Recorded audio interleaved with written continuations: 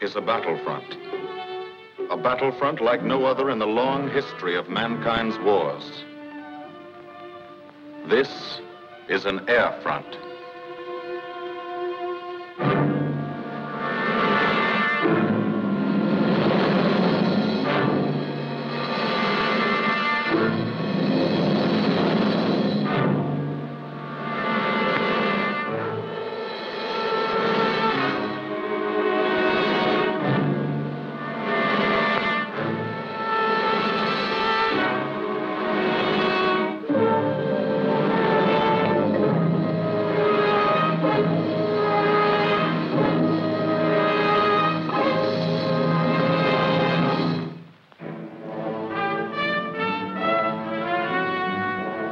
The working day begins, as it will end, with the ground crews, as much a part of the fortress as her wings. If you're a mechanic, you've got your own bomber. You get attached to it. But you know when your ship goes out on a mission, you may never see it again. So you do your work as well as it can be done, perfectly, because you wouldn't want anything to go wrong that would be your fault.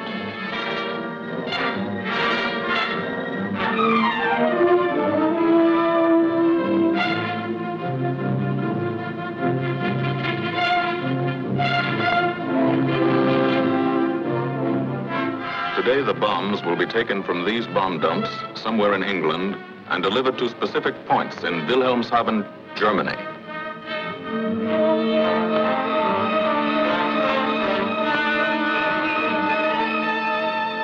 To deliver them is the job of the 8th Bomber Command, just a hauling job, yet one of the most difficult and complicated of military operations.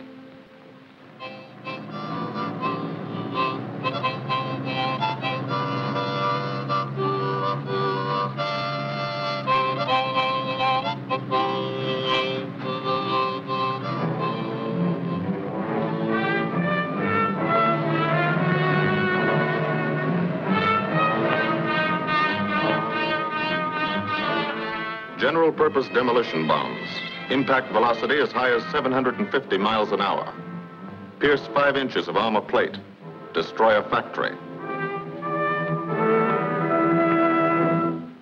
Briefing at 0800. Pilots, bombardiers, and navigators take their places. The group commander, Colonel Stanley Ray, steps up to the target map, and for the first time, you learn where you're going. Sometimes your face turns white when you find out. Sometimes the feeling you won't come back tightens your insides.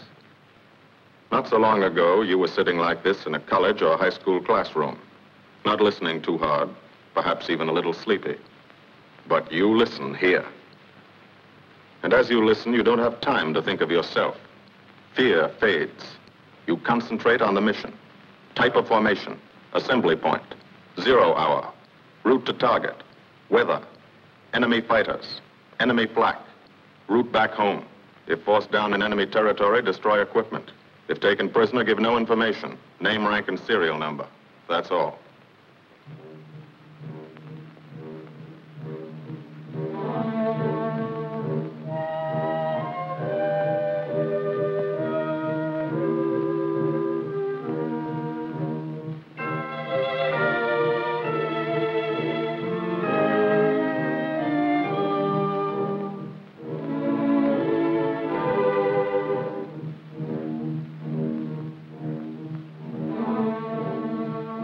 These are the passengers with one-way tickets. And this is the crew of the Memphis Belle, 324th Squadron, 91st Heavy Bombardment Group. Just one plane and one crew in one squadron, in one group, of one wing, of one Air Force, out of 15 United States Army Air Forces. Well, fellas, we've never had an easy ride over there yet. And today won't be any different. No escort except unfriendly. So keep your eyes peeled. Don't get excited and yell when you're talking on the intercom. Save your ammunition and make your shots count. And let me know what goes on back there, Quinlan. Yes, sir. Stay on the ball, gang, and she'll bring us back like she's always done. Okay? Let's go.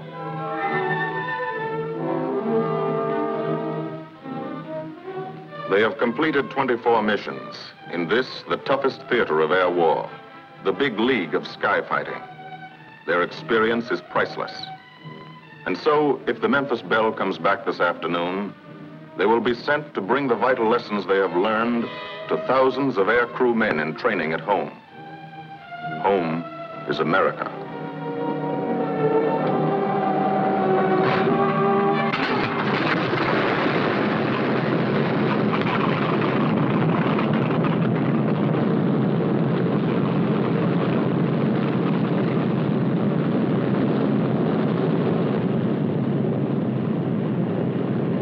This is a battlefront, like no other in this or any war.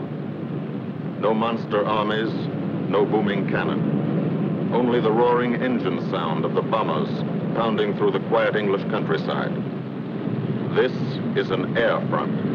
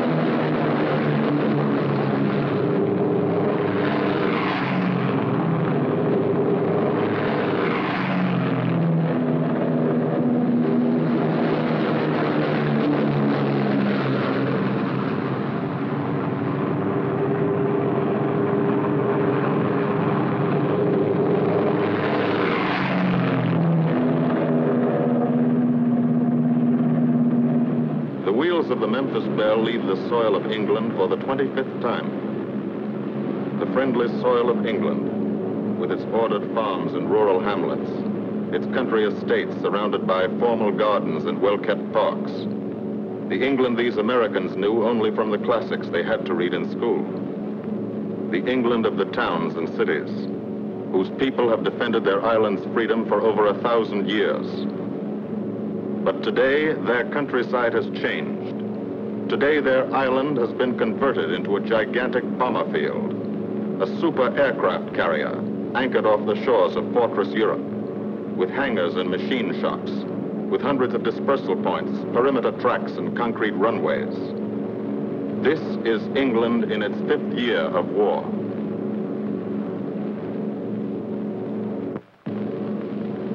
And this is the new battlefront, the air front, from which we seek out the enemy. Not his infantry or his artillery, not his panzer divisions, but the greater menace, the industrial heart of his nation, the foundation on which the Nazi Empire and its armies stand, the power behind the German lust for conquest.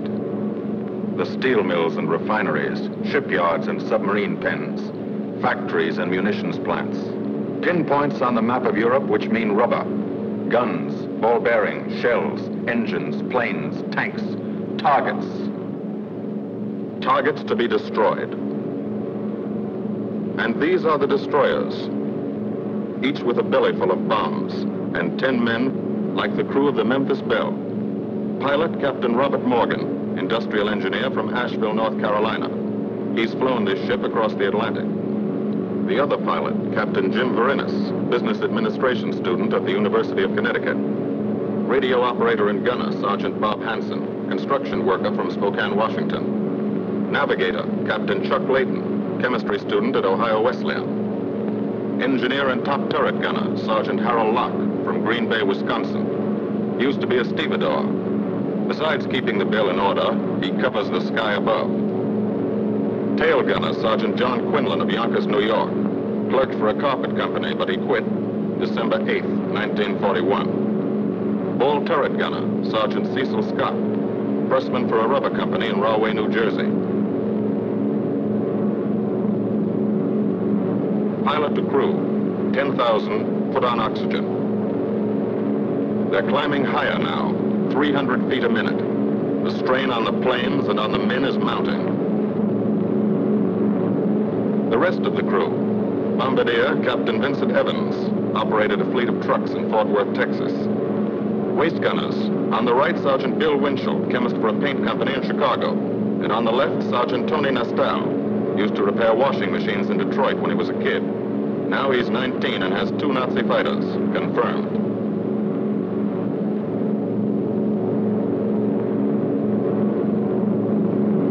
It takes all of a pilot's strength to keep a 30-ton fortress in tight formation. But the formation is the bomber's best defense against enemy fighters. The planes are deployed to uncover every gun, stepped up and down, echelon to the right and left, arranged to overcome the danger of gunners firing into friendly ships, arranged so concentrated cones of fire from the caliber 50 machine guns cover the sky for 1,000 yards in every direction.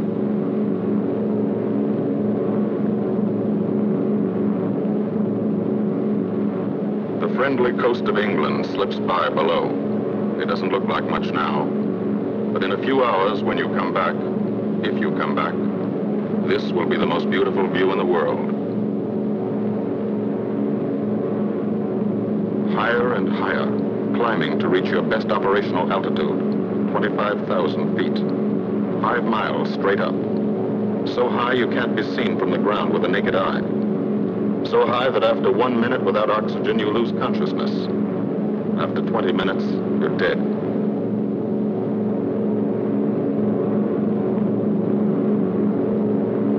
From now to the target, you go about your routine duties, plot your course, check your equipment, and wait, and think. Higher and colder. Temperature, 40 degrees, below zero. Take off your glove and you lose some fingers. You look out at the strange world beyond, reflections in plexiglass, like nothing you ever saw before, outside of a dream.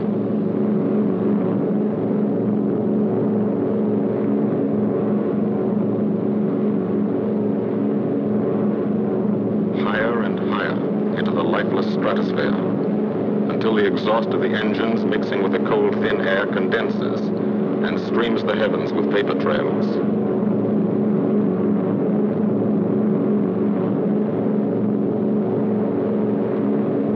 To the men in the ships, they're far from beautiful, for they point like beckoning fingers to the formation, signposts in the sky for the enemy to spot us.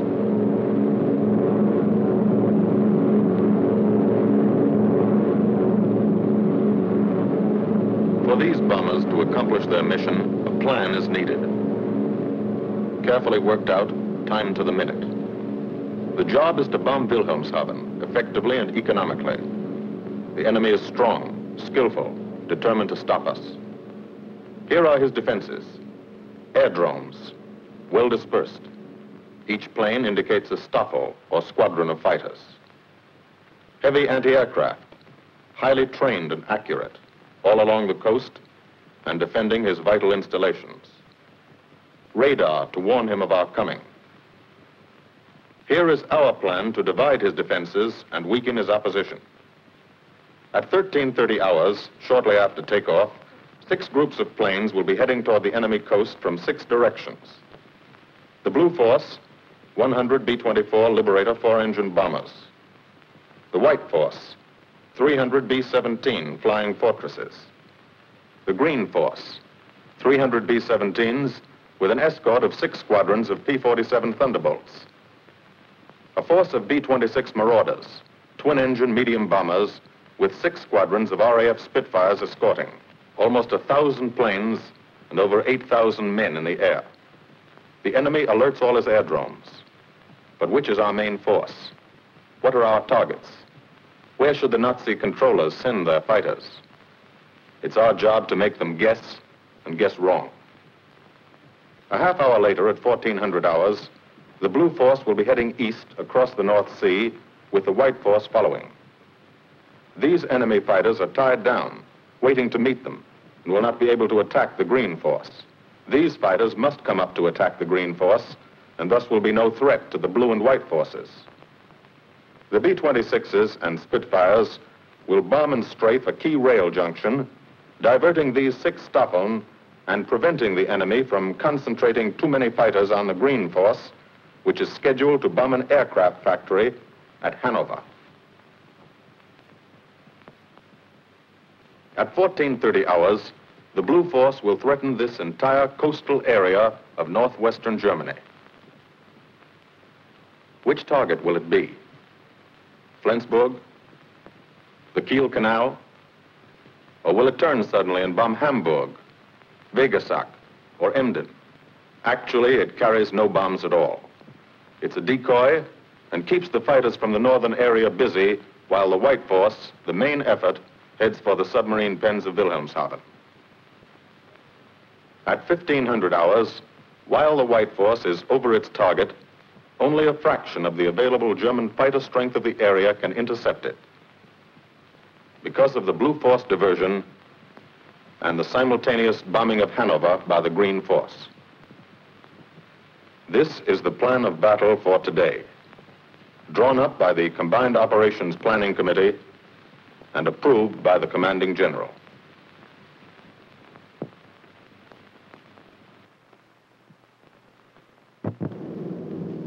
The White Force, lead group, low squadron.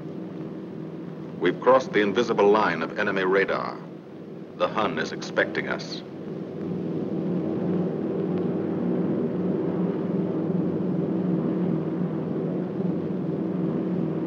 Steel helmets go on. Watchful eyes strain. Tight formations are held tighter still. Tense gunners more alert because here it comes. The enemy coast. From up here, it looks the same as any other. Houses, roads, green fields, factories, waterways.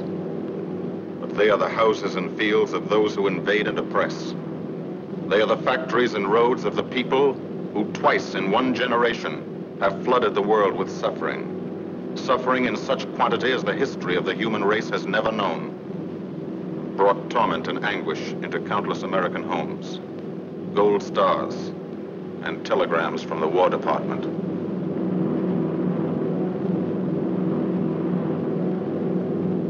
The first flak, just harmless-looking, silent puffs of smoke. Only each puff is a shell exploding, throwing shrapnel around the sky. Exactly the range, accurate flak by radio prediction. 5 miles down, Nazi anti-aircraft batteries have calculated the altitude, speed, and course. Where will the next one hit? You try not to be there.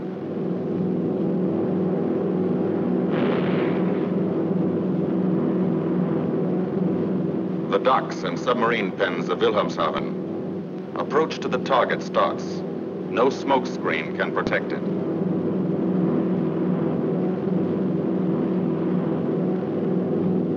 Now the enemy knows the path of your approach and walls that path with a flak barrage, but you fly right through it.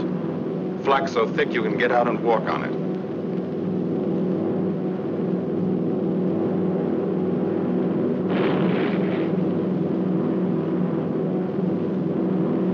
Morgan changes course every 15 seconds, evasive action to confuse the flak batteries. Bomb sights set for correct altitude and speed. Bomb bay doors open. The bombing run begins. Pilot to Bombardier. Okay, Vin, you've got it. Now Evans flies the Memphis Belle, controlling it through the bomb sight. And now we are most vulnerable. Committed to our bombing run, we can't dodge flak or fighters. Here's the first.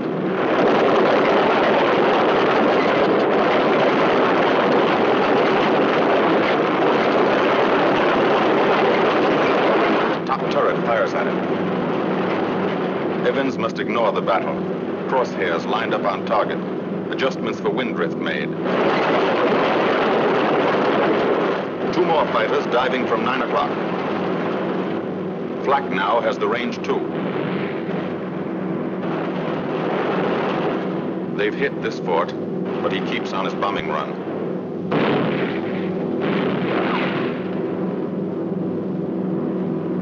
As lead bombardier, Evans's aim must be good. Every other ship in the group will drop its bombs when he drops his. Now, one pointer on the bomb site moves toward another stationary pointer. The instant they touch, bombs will release.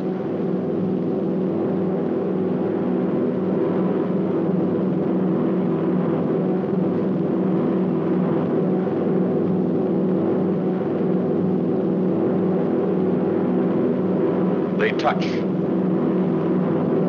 Bombs away.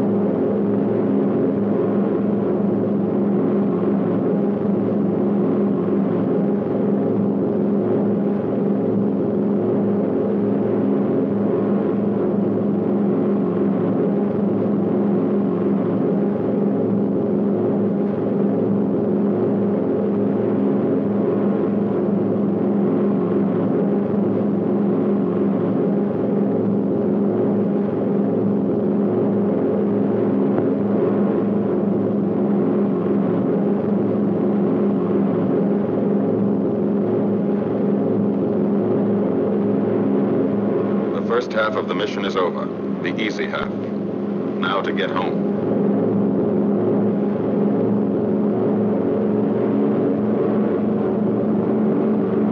The flak stops. That means fighters out there somewhere. A staffer lurking behind that cloud, or hiding up in the sun where the glare blinds you, and you can't see them, waiting to dive down on you. Fighters at 6 o'clock. This is what a gunner sees. A speck in the sky, that's a fighter. And then a blink, that means he's firing at you. 2,300 rounds a minute.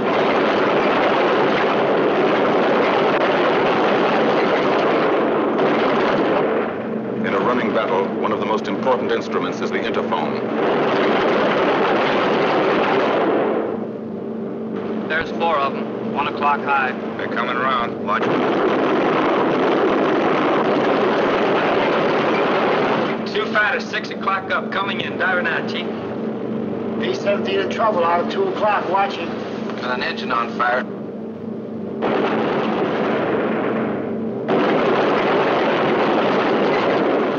There's 2 more diving through the 94th. 3 planes, 9 o'clock, coming around. Keep your eye on them, boys. Coming around to 10. Watch them, Chuck. Keep your eyes open. Yeah. They're breaking at 11, breaking at 11. I got him. He's coming around underneath at 10 o'clock. I see him. At 2 o'clock. Watch him, Scotty. I got my sights on him. Check that B17, Chuck. 3 o'clock. Motor smoking. Fighters 10:30 coming around. Those 10:30 upper or lower?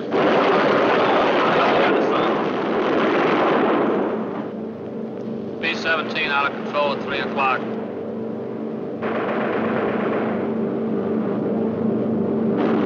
Come on, you guys, get out of that plane. Bail out.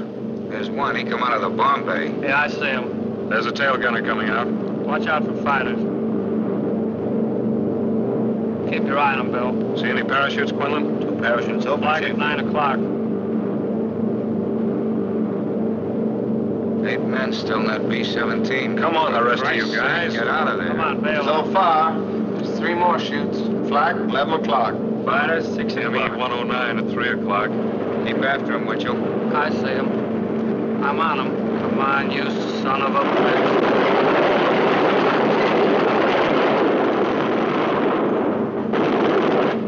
I got He got him, Chief. Look, he's bailing out. Damn it, don't yell on that intercom. Fighters, 10 o'clock. Watch those 2 at 12, Vin. They're coming in. They're coming in, Scotty. Get that ball turret on him. Save the ammunition as much as possible.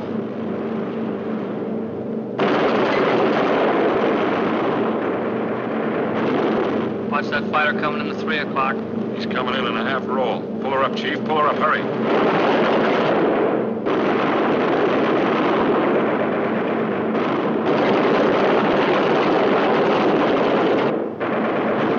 This fortress is hurt. Engine on fire, losing airspeed and altitude, drifting into the flak, alone and helpless, a straggler. In a minute, Nazi fighters will swarm in like buzzards for the kill. You can watch, but you can't go down to help. You keep your formation.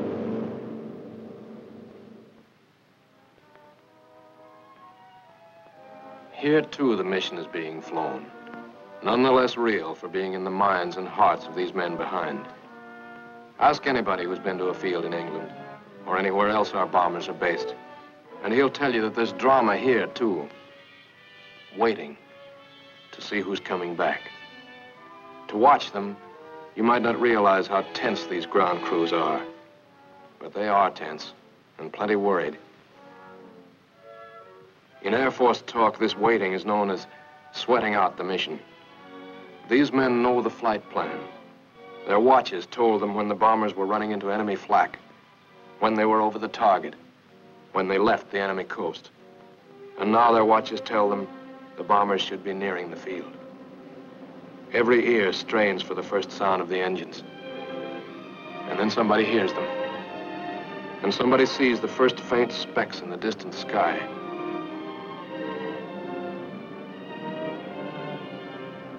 Every face turns to see and count. The watchers try to read the numbers on the ships. These planes have priority to land first. The colored flares mean wounded aboard. In the hospital window, these watching men know what that means. They know what it feels like to lie on a bouncing fortress floor for hundreds of miles through the frozen stratosphere, in great pain, with the other men in your crew fighting to keep you alive until they hit the field. The field. Home. It'll be okay then, because there'll be medical care, the best, as soon as the wheels of your plane stop rolling.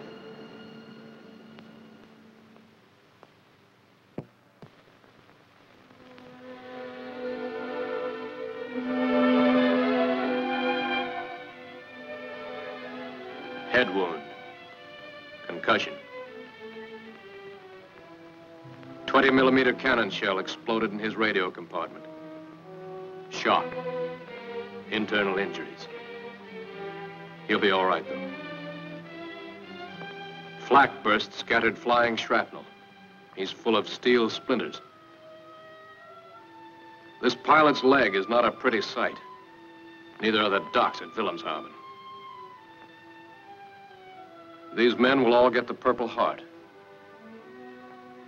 And this man, too, posthumously.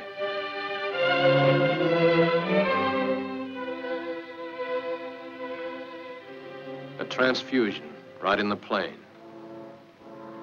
This gunner's too weak to be moved. The new life-giving blood flowing into his veins might be the blood of a high school girl in Des Moines, a miner in Alabama, a movie star in Hollywood, or it might be your blood, whosever it is. Thanks. 36 planes left this field this morning. Now 6 more arrive. That makes 20 home. And this one's 21. More wounded aboard.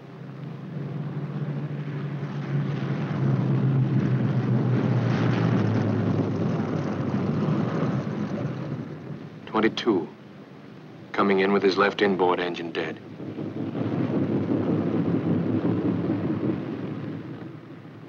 .23, with a feathered prop on his left outboard engine. 24, Southern Comfort, with a chunk of tail gone. 25, They flew home on their luck.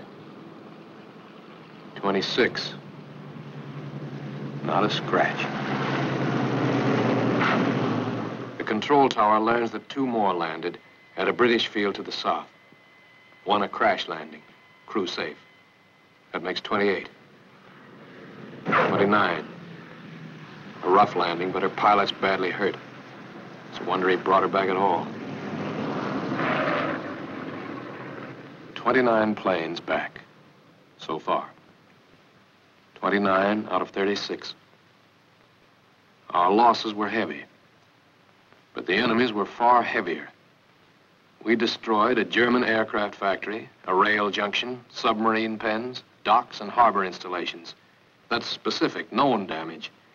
But who can tell the number of German torpedoes that will not be fired, the number of our convoys that will get through now, the soldiers' and seamen's lives that will be saved, or the battles that will be won instead of lost because of what these bombers and airmen did today.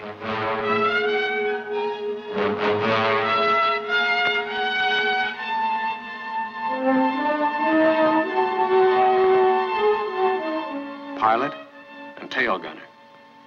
They can laugh now. Fire on the inboard engine did this.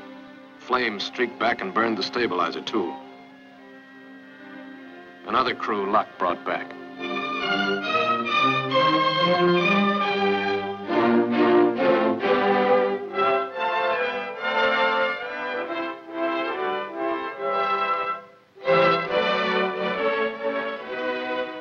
Here's old Belle.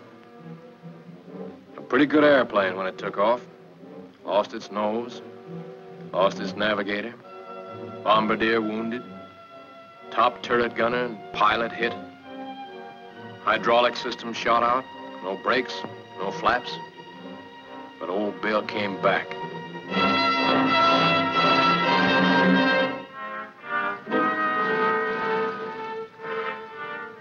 Now, among the returned crew members, talk flows like a river, talking out every detail of the mission. These are the faces of combat, faces of Americans who have watched their comrades die, faces that can never forget the enemy. And they're in no mood to have their picture taken.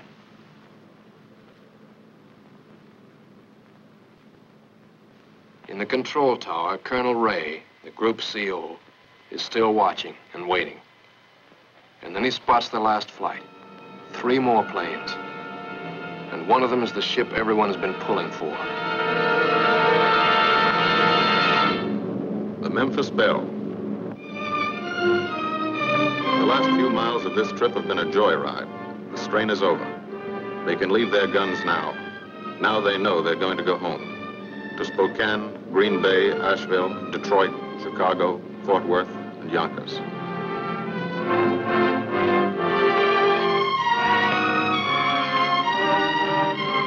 The Belle comes in for her landing.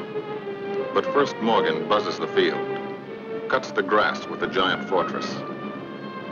It's against the rules, but this is a special occasion.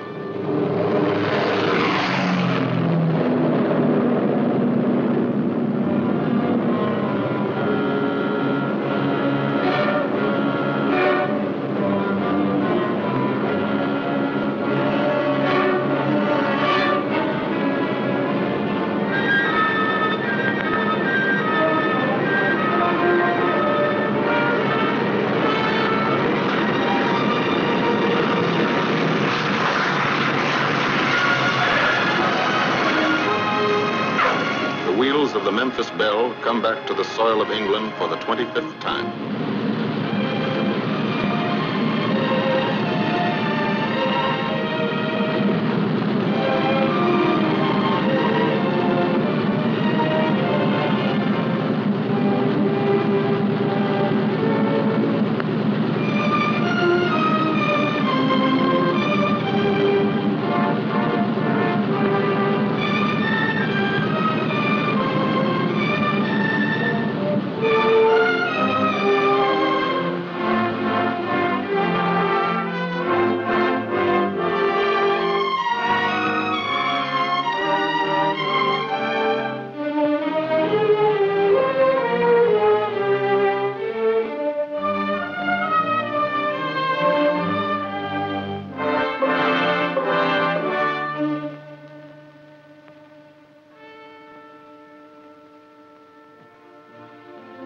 this is a day they will never forget.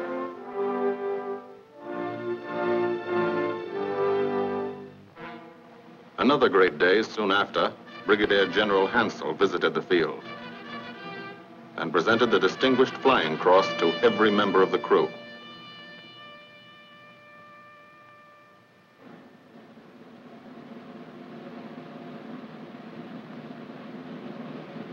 And then there was another day.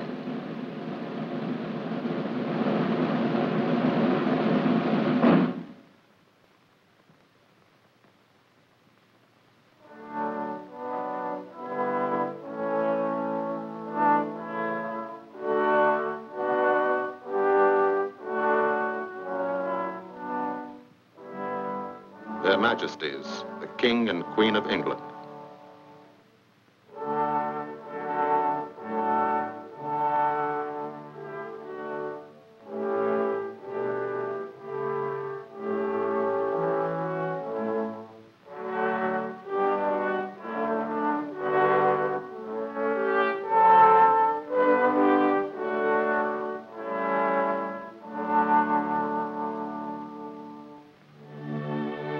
Johnny Quinlan never thought anything like this would happen to him when he left Yonkers.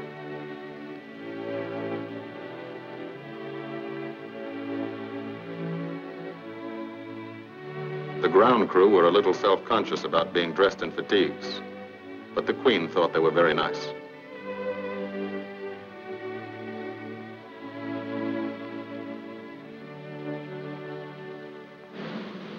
Finally, two more visitors came.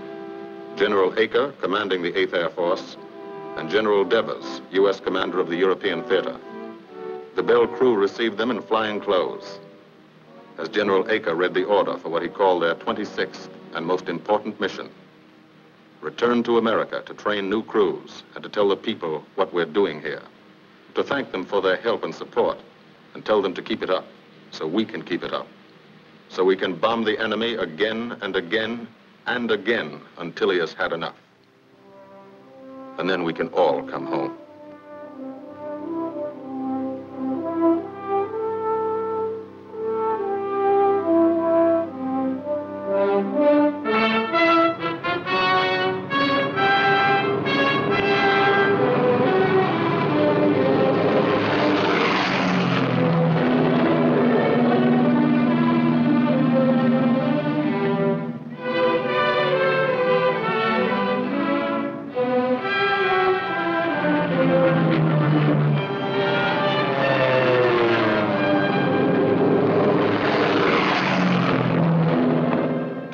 The 8th Air Force, who are now flying deep into Germany, bringing destruction to targets almost 1,000 miles from their bases.